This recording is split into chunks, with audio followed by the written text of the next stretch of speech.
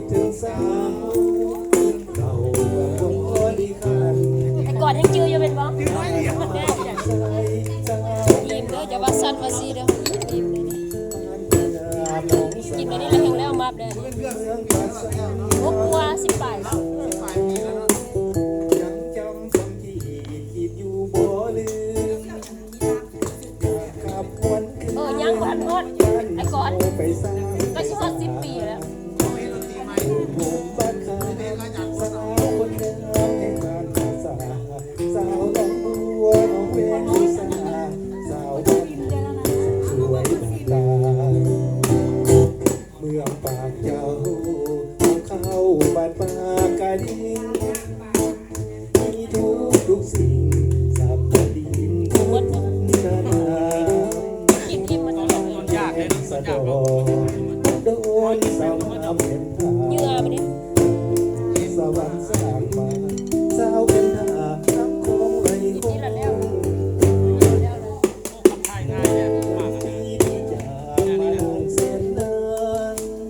คันเฮาจะกินข้าวหน่อยก่อนเฮาสิกินข้าวอาหารว่างก็กินอันนี้เลยล่ะแล้วข้าวเฮากินบ่ได้ล่ะแล้วมันดอง เสียงนี้ นี่จะไปกินอันบ้านได้ล่ะมันเผาอันนี้น้ำเค็ม เสียงผู้เลี้ยงห้องส่งส่งมาตาลงในฟังเสียงนี้ก่อน นี่เสียงนี่ก่อนห้องสุดเขาก็เลยเอามาให้กิน โอ้เริ่มหนาวแล้วบัดเนี่ยไอ้ก่อนเชี่ยวดึกแป๊กเขาบ่ต้องหนาวก็เสื้อขึ้น ไอ้ก่อนไปเบิ่งวิดีโอเก่าๆน่ะตอนนั้นถือว่างามแล้วเนาะมันมาเบิ่งตอนนี้ก็เป็นตาแต่ยังห่วงคือจอยเนาะ ขออย่า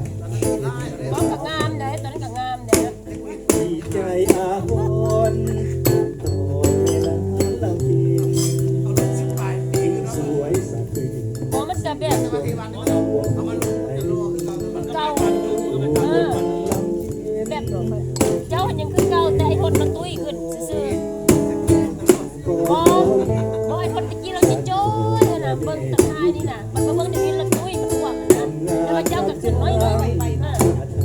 สบาย มือท่านคือเก่าแต่ไอ้คนเปลี่ยนหลาย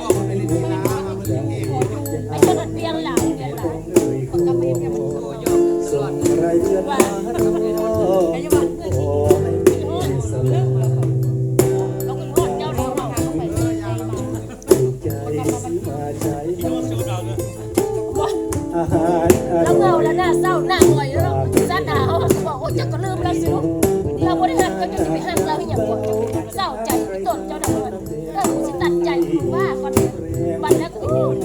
ดีแล้วดีแล้วเห็นว่าจักดีบ่ดีกูนำเรา ดูทำงานมาเมาอยู่ไหนได้บันเทิง แล้วก็ลงนักตลอด เสียบางเดือน จอบมึงเฟซตลอดนะสิอันนั้น ไอ้ดอก สิมันจอบมึงเฟซตลอด เพียงวันดูคืนหน้าได้เห็นคนเล่น เอาเดี๋ยวเราลงกับเขาหน่อย ไอ้ ตอนจะไปทางนี้เพราะว่าไอ้ก้อนไปลงเลยชีวิตน้ำมองหาแต่อย่างเราไม่ได้ขึ้นเจ้า